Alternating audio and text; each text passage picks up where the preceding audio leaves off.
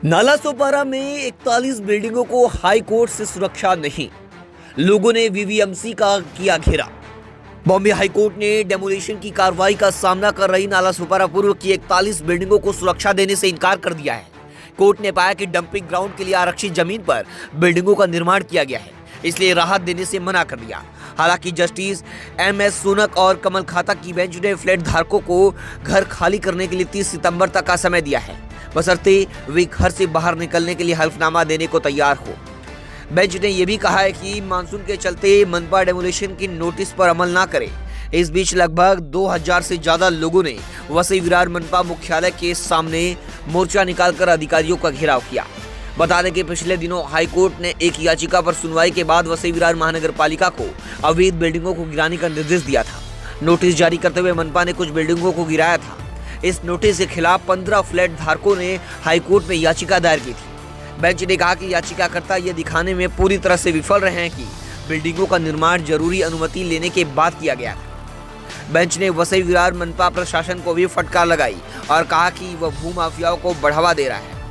Sewerage treatment plant और dumping ground जरूरी है, आरक्षित जमीन को कोई हड़प नहीं सकता।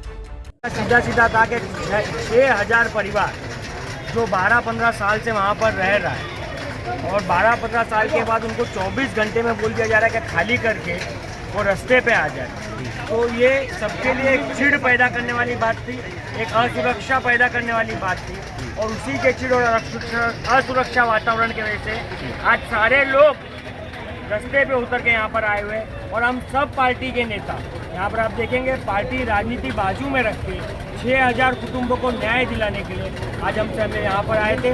पानी में भीगते हुए यहाँ पर लोग खड़े रहे, हम भी पानी में भीगे। हम यहाँ पर जो मीटिंग हुई हमारी मीटिंग जो कमिश्नर साहब से हुई और अनिल पवार साहब ने बहुत अच्छा कोऑपरेशन किया हमको। हमने हमारे लीगल जो पर्सपेक्टिव वो भी उनके सामने बताए।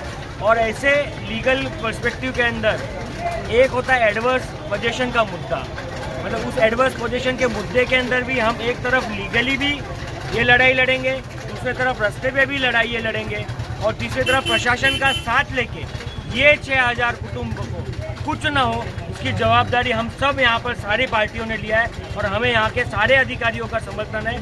मैं महानगर पालिका का जितनी बार विरोध किया हूँ उतनी बार आज मैं खुल के उनकी अच्छाई भी करना चाहता हूँ कि आज हिसाब से अनिल पवार साहब ने, कमिश्नर साहब ने यहाँ पर हम लोगों को से बातचीत की, हमें जो आश्वासित किया और सबसे पहले इस बारिश के मौसम में 6000 परिवार को जो उन्होंने एक सांत्वना दी, इसके लिए मैं उनका अभिनंदन भी करता हूँ।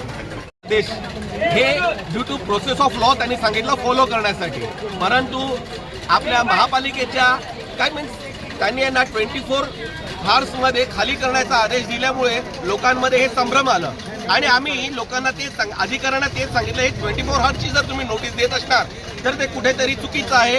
इथे 15 वर्ष झालं वास्तव्य करत आहेत लोग, 15 साल से इधर रह रहे हैं और तुम एक झटके में इनको 24 हार्स में अगर निकाल रहे तो ये ठीक बात नहीं है। एटलीस्ट क्या है क्या नहीं ये देखना चाहिए और उस हिसाब से उन लोगों ने एक्शन लेना चाहिए।